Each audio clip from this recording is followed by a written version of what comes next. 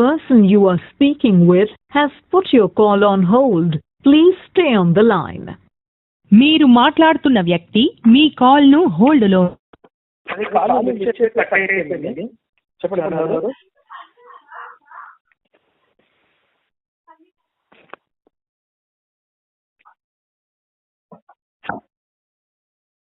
The person you are speaking with has put your call on hold. Please stay on the line. మీరు మాట్లాడుతున్న చెప్పండి అమ్మా, కాలు lift చేయబోయి cut అయిపోయింది. చెప్పండి అమ్మా, ఎవరు? హలో, చెప్పండి అమ్మా, చెప్పండి. Brother, praise lord brother. చెప్పండి మేడం. కాల్ రికార్డ్ ఆన్లో పెట్టారా? కాల్ రికార్డా? పెట్టండి, ఆన్లో పెట్టండి. ఓకేనండి. చెప్పండి. ఆటోమేటిక్ కాల్ రికార్డ్ అవుతుంటుందండి. చెప్పండి. Okay, right. చెప్పండి, మీ డౌట్ ఏంటి? మీరు కదా కాల్ చేసింది, మీరు కదా మెసేజ్. బ్రదర్, యాక్చువల్గా నేను మామూలుగా నేను సువార్త చేస్తున్నానండి. నేను కూడా సువార్త చేస్తున్నాను. ఏంటంటే యేసు ప్రభు దేవుడు అంటేనే నరకానికి వెళ్తారు, యేసు ప్రభు దేవుడు కాదు అని బైబిల్ ప్రకారంగా ఆధారాలు చూపిస్తూ నేను కొన్ని పుస్తకాలు రాసి రిలీజ్ చేశాను అనమాట. నిన్ననే రిలీజ్ అయిపోయాయి. గుడ్ గుడ్ గుడ్ గుడ్, మంచిది. అది ఇంకా మీరు దాని గురించి మీరు ఏదైనా మాట్లాడాలనుకుంటున్నారా? అంటే ఏంలా, జస్ట్ ఎక్కడో ఇప్పుడు మిస్టేక్స్ జరుగుతూ ఉంటాయి. అలా అని చెప్పి మనం మిస్టేక్ని పట్టుకోవాలి, కానీ అంతా బ్యాడ్ అంటే ఎలా? అంత బాధ అంటే ఏంటి? మిస్టేక్స్ మనం పట్టుకోవాలంటే అంటే మీరు దేని గురించి మాట్లాడుతున్నారు? బైబిల్ గురించి. సముద్రంలో 153 రకాల చేపలు ఉన్నాయి బ్రదర్. మీకైతే 153 రకాలు ఉన్నాయి. ఓకే, పేర్లు చెప్పమంటారా? పని 153 పేర్లు చెప్తారా మీరు? చెప్తా, రాసుకోండి. పెన్ను పేపర్ చూడండి, చెప్తాను. సరే, ఇప్పుడు వాటి గురించి ఎందుకంటే బైబుల్ అండి, బైబుల్లో ఉన్నటువంటి వాక్యాలు సమాజానికి వ్యతిరేకంగా ఉన్నాయి. బైబుల్ మనిషిని మూర్ఖంగా తయారు చేస్తుంది. ఈ బైబుల్లో చాలా మంది మోసపోతున్నారని చెప్పేసి వీటి గురించి పోరాటం చేస్తున్నాము. అది మీరు మాట్లాడుతుంది. హలో గోపి గారు, మీరు మాట్లాడుతున్నాండి. నేను ఒక చిన్న వర్క్ ఉంది, మీరు మాట్లాడుతున్నాను. సరే, తప్పకుండా అండి. అయ్యా పాస్టర్ గారా తమరు విశ్వాస అండి? బ్రదర్, మీరు పాస్టరా విశ్వాస అండి? ఏదో ఒకటి బ్రదర్. మన గురించి మనం పరిచయం చేసుకోవడం తప్పేం కాదు కదండి. తప్పలేం లేదా, జస్ట్ బిలీవర్. బిలీవర్. 153 రకాల చేపల్లో ఎగ్జాక్ట్ గా నాకు తెలీదు. కొన్ని చేపలు మాత్రమే తినగలుగుతాం, కొన్ని మెడిసిన్ కి వాడతారు. సంథింగ్. అంటే ఇప్పుడు నేను కూడా చేపలు పట్టాలనే ఉద్దేశం, అంటే నేను కూడా మీతో చేపలు పట్టాలనే ఉద్దేశంతో అంటున్నారా ఏమన్నా? లేదు, మీకు ఎగ్జాంపుల్ చెప్తున్నా. మీరు అడిగారు కదా మంచి ఏముందన్నది. కాదండి, ఇప్పుడు చేపల గురించి నాకు అనవసరం. నేను చేపలు పట్టుకోను సార్. ఎందుకంటే లేదు, నేను కొనుక్కొని తింటాను కానీ చేపలు పట్టుకోను సార్. మీరు పట్టుకుంటారండి? తప్పలేదు సార్, అది వృత్తి. అది మీరు పట్టుకుంటారా? ఫిషర్ మ్యాన్స్ ఉంటారు కదా బోట్ లో, మన వైజాగ్ హార్బర్ లో కూడా ఫైర్ ఫిషింగ్. మీరు చేపలు పట్టుకుంటారా సార్ ఏమన్నా? లేదండి, నేను ఆటో డ్రైవర్ అండి. మనం ఆటో గురించి మాట్లాడుకుందాం, లేదా బైబిల్ చేపల గురించి మనకెందుకు సార్? ఇందాక వాయిస్ మాట్లాడుతున్నా, మీరైనా మాట్లాడేది. ప్రవీణ్ గారు నేనే చెప్పండి. 153 రకాల చేపల్లో మనం అన్ని తినం కదా, కొన్నే తింటాం అంటారని చెప్తాను ఎగ్జాంపుల్, మీకు అండర్స్టాండ్ అవడానికి.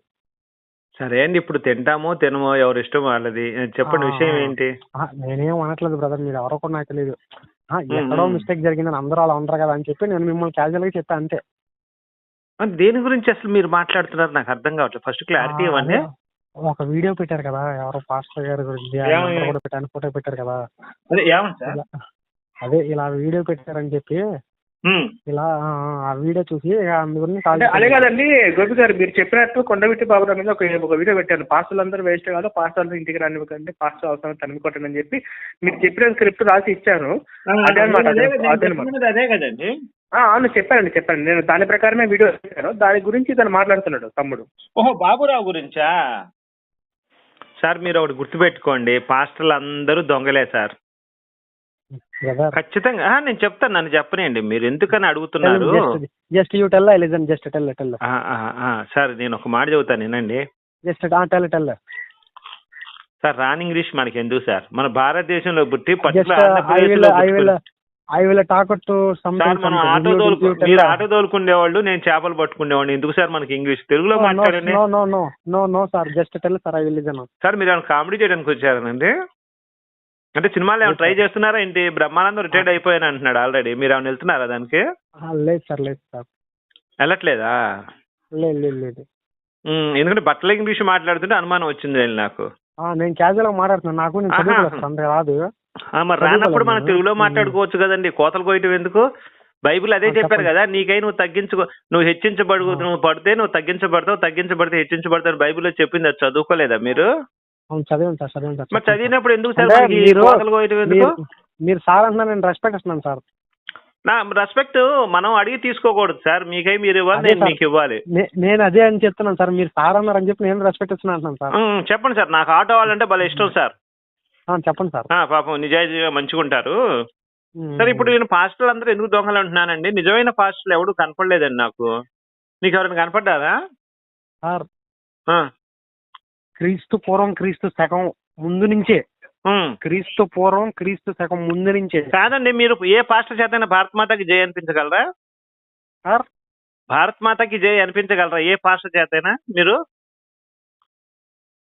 అలా అనాలండి, రూల్ ఎక్కడ ఉంది కదండి. మిలిటరీలో చేరినా మనకి మిలిటరీ సైన్యం దగ్గర దగ్గర 10 లక్షల పైన 20 లక్షలు ఉన్నారు మన సైన్యం అంతా. Okay okay. మన సైన్యం అంతా కూడా భారత్ మాతకి జై అంటారు. Okay okay. భారత్ మాత మీరు అనొచ్చు, అసలు భారత్ మాత ఏందా, అది ఎందుకే మన సంబంధం ఏంది అనొచ్చు. లేదు సార్, అన్ని చర్చెస్ లో ఇండిపెండెన్స్ డే, రిపబ్లిక్ డే జరుగుతుంది. కాదండి, మీరు ఒకసారి వినండి. చెప్పండి. భారత్ మాత అని మనం ఎందుకు అంటామంటే, మీ అమ్మగారు నిన్ను మోసి 9 నెలలే, మా అమ్మగారు నన్ను మోసి 9 నెలలే. అవునవును, కరెక్టే. మనం దాంట్లోనే ఉచ్చబోసుకుంటాం, దాంట్లో అంటే తల్లి గర్భసంచిలో ఉచ్చబోసుకుంటాం, ఇదో దాంట్లోనే లెట్ని కూర్చుంటాం, దాంట్లో ఉమ్మేస్తాం, దాంట్లో చేస్తాం, దాంట్లో అన్ని ఆ మాయ అనే ఒక మాయ ఉంటుంది, దాని పేరు మాయ అనే దాంట్లో అన్ని జరుగుతుంటాయి. Okay okay. తల్లిని వచ్చేది నేను 9 మాసాలు అంటే 9 నెలలు. కానీ నువ్వు భూమి మీదకి వచ్చిన తర్వాత నిన్ను ఈ భూమాత మోసేది నువ్వు బతికున్నంత కాలం నీ భూమాత మోస్తుంది నిన్ను. నువ్వు దాని మీద లెట్ను కూర్చుంటావు, దాని మీద ఉచ్చిపోస్తావు. తల్లి గర్భంలో నువ్వు ఏం పనులు చేస్తావు, ఇక్కడ కూడా అయ్యే పనులు చేస్తావు.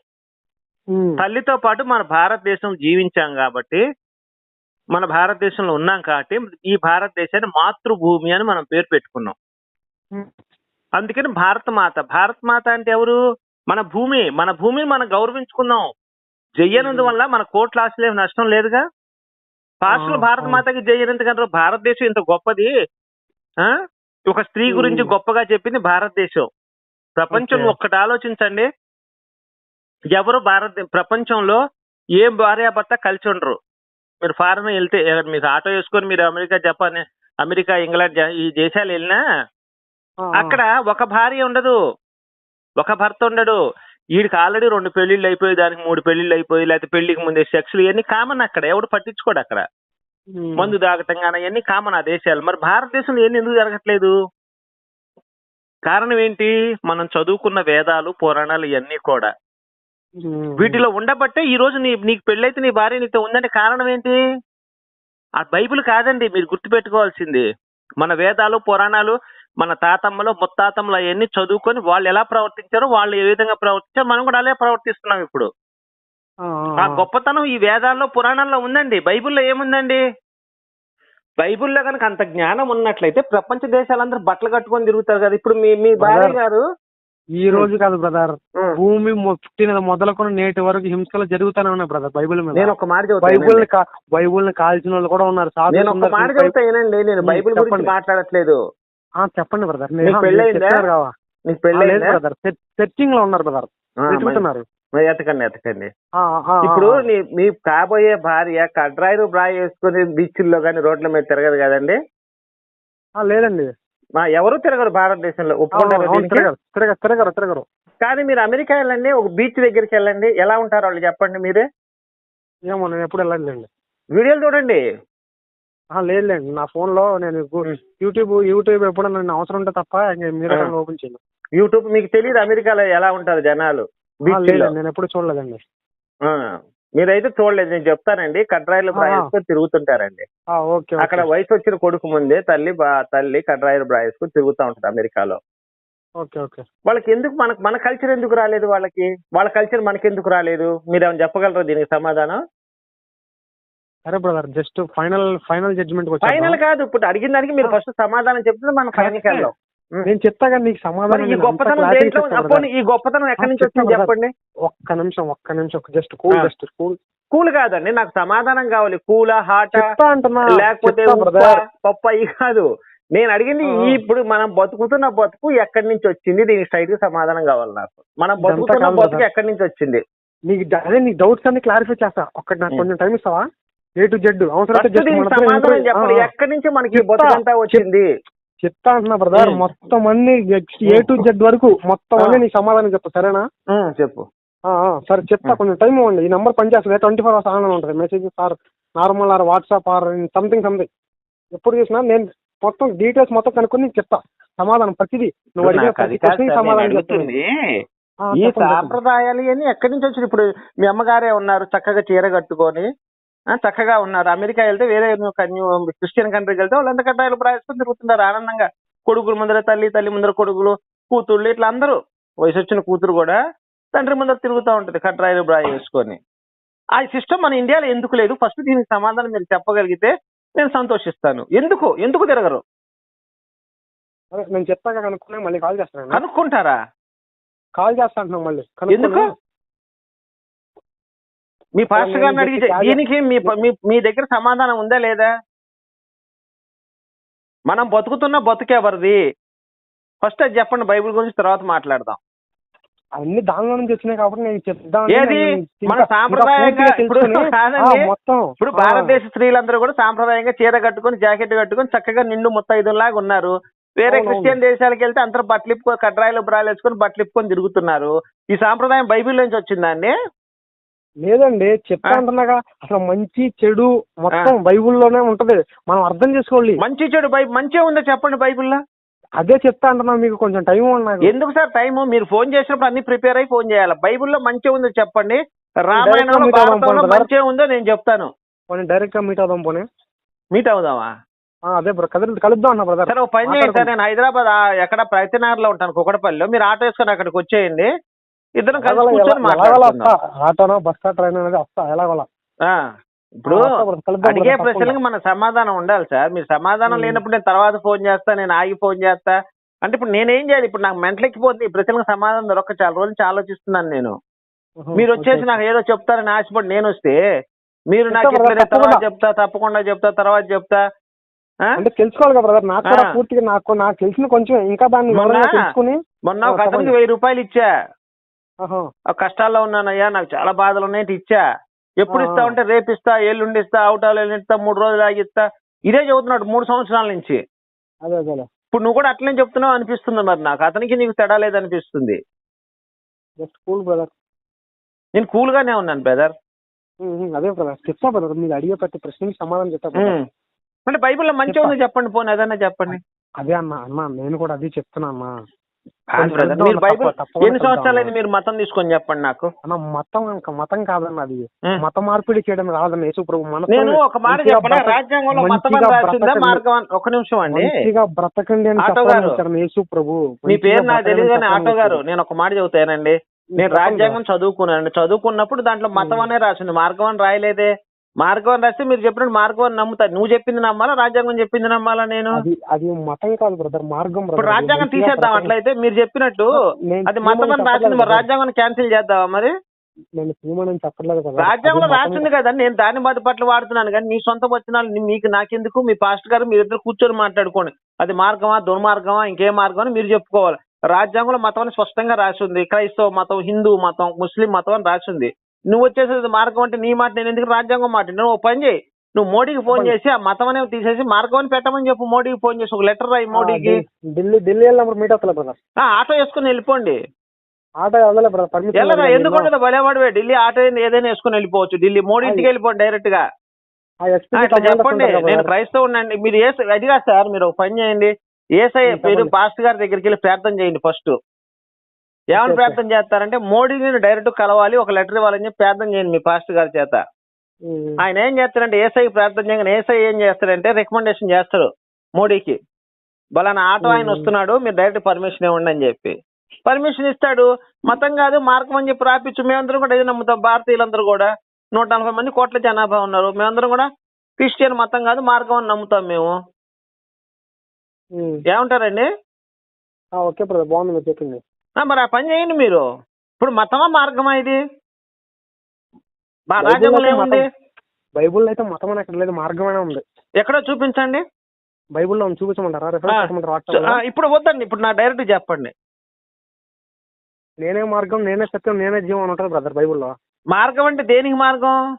సత్యం అంటే దేనికి? బ్రతకడానికి, సత్యములో బ్రతకండి, అబద్ధాలు ఇవన్నీ కాకుండా నీతిగా నిజంగా బ్రతకమని చెప్పాడు తప్ప అన్యాయంగా దుర్మార్గంగా ఎక్కడ ప్రవర్తించమని దేవుడు చెప్పాలి. ఎక్కడ వాళ్ళ నాన్న చేసిన తప్పులే ఆయన ఎత్తి చూపించాడు బైబిల్లో.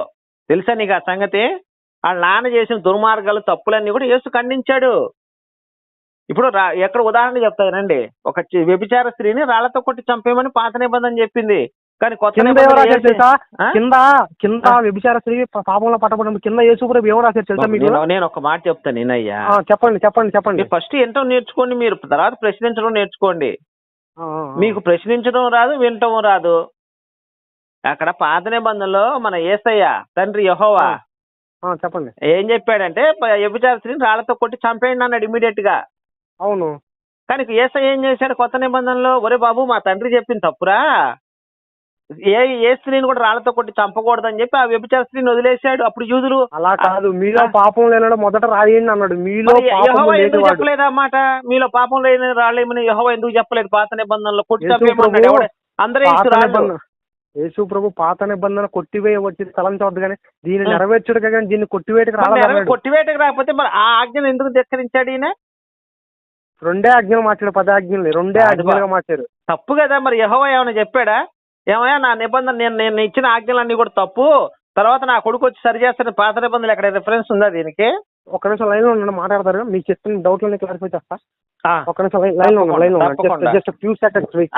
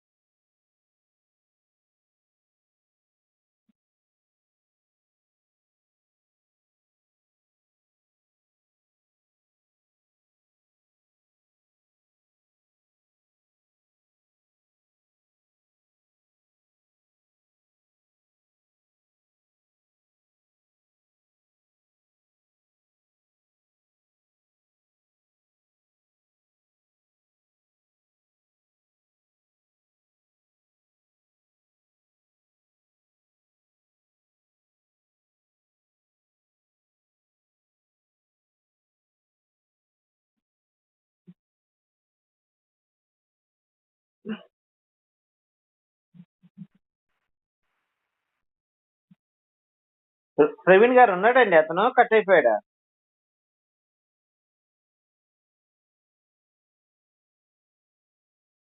గోపి గారు కాల్ కట్ అయింది వాడిది కాసేపు నుంచి. వాడేంది నేను 5 నిమిషాల్లో చేస్తున్నాడు, మళ్ళీ వెళ్ళిపోయాడు. అవునా? 5 నిమిషాల్లో ఫార్వర్డ్ చేస్తానండి. చేయండి, నేను ఆడుకుంటాను కాసేపు వాడిని. ఓకే ఓకే రైట్ అండి.